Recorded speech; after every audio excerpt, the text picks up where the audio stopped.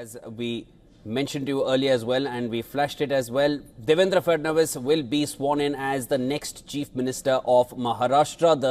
The suspense seems to have finally ended. According to news agency PTI, they have confirmed Devendra Fadnavis is the next Chief Minister of the state, where the BJP had a landslide victory last month. Now, Fadnavis is scheduled to take oath on the 5th of December, that is tomorrow. And Prime Minister Modi, Union Ministers Amit Shah, Piyush Goyal, Nitin Gadkari and Chief Ministers of the NDA states will be attending the swearing-in ceremony. It will take place at Mumbai's Azad Maidan. Alright, for more on this, we are being joined live by Kamlesh Sutar, Editor-in-Chief, Z24 Tas on the phone line. Mr. Sutar, again, you know, the suspense seems to have finally ended, but do you see any kind of surprises here? Because there were always talks of Devendra Fadnavis coming back to the fore. Well, no surprises here. BJP had a huge mandate this time, and it was only pacifying the allies like Eknath Shinde and, in fact, even not Ajit Pawar as well, but somebody like Eknath Shinde, under whose leadership the party fought these elections. So it was just about some amicable sharing of portfolios, and that is why it took so long, almost 12 days after the Maharashtra results came in for BJP. But for now, there was only one name that was suggested, and that obviously was of Devendra Fadnavis, and it was unanimously accepted by the House. Legislative party meeting is almost over now. Nirmala Sitharaman is addressing the meeting. Nirmala Sitharaman and Vijay Rupani, former Chief Minister of Gujarat, were appointed as the observers, and unanimously Devendra Fadnavis' name was announced, and it is now, here onwards, we see some formalities. Devendra Fadnavis, Eknath Shinde and Ajit Pawar going to the governor to stake claim, and they will be invited officially, and tomorrow the swearing will take place. But for the BJP, it was the face of Devendra Fadnavis that worked for them. They also fought under the leadership of Devendra Fadnavis. Remember how he had to take a back seat when Eknath Shinde was sworn in, and he had not just allowed Eknath Shinde to take the front seat, but also worked under him as a deputy, and it was long due to Devendra Fadnavis.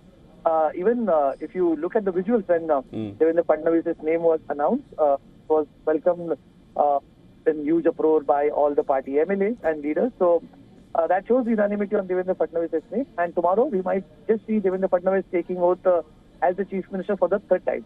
Mr. Sutar, you know, all through after the results came in for Maharashtra, none of the Shiv Sena, Eknath Shinde faction representatives seem to have any doubt in their minds also, even through any of the debates you saw on television, that, you know, that they all said that we'll go with whatever is unanimously decided. Same thing we heard from Eknath Shinde himself. So there never seemed to be any kind of debate or any kind of high climax which we were expecting. It seemed, and as you mentioned, there are no surprises here with the final verdict, Devendra Fadnavis to be the next Chief Minister. Any reason why it took so long to finally announce it? We have to accept that this is a coalition government. They went forward to the elections together. Yes. And now Eknath Shinde was the face of the alliance when they fought the election, especially with public schemes like the Ladli Behna scheme that they had announced. So Eknath Shinde, and it anyway is difficult for someone to come back as the Deputy Chief Minister. And Shinde's, perhaps the apprehension in Shinde's team or Shiv Sena was that they wanted a respectable exit, as we can say, or a respectable portfolio sharing.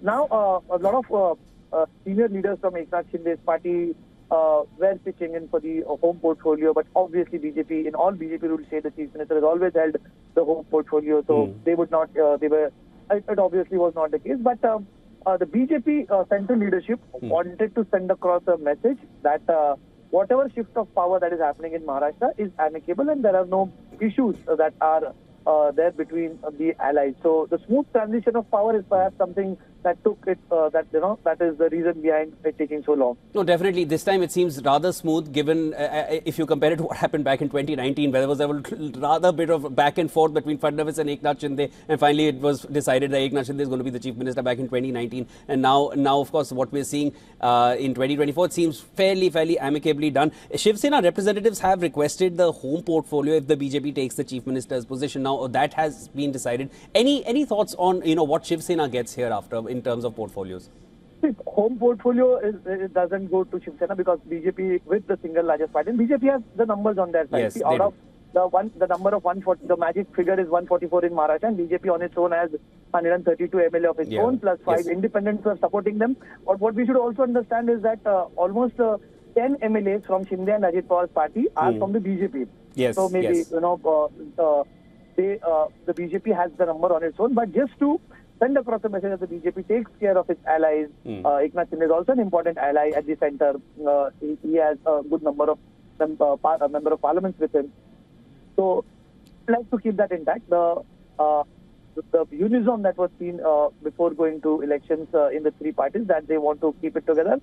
In such a scenario where you have three allies, Ajit Pawar and the Shinde's MLAs, they are together. In fact, Ajit Pawar's party has been stressing that the strike rate of both the parties is equal, so they should also get a better share or equal share as Eknath Shinde.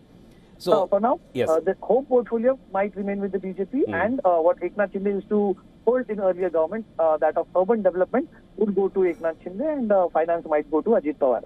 So there are no traces of any undercurrents here. It seems very, very amicable between the three parties forming this alliance, and they've already had a landslide victory in the recent elections, much opposed to what we saw in the Lok Sabha results. So, of course, one after the other, they seem to be winning here in terms of working together and also, gaining the kind of seats that they have. And as you mentioned, 144 was the magic figure, rather 145, and 132 BJP were there in themselves, with number of them fighting from the other parties as well. So, it seems like it's BJP all the way going forward. And of course, the three parties seem to be moving together in cohesion. That's what we know so far. But Maharashtra, it's always, it's never a dull day in terms of politics. So we'll wait and watch what happens next. Thank you so much for joining me. That was Kamlesh Sutar, Editor-in-Chief, Z24, joining me right here on the podcast.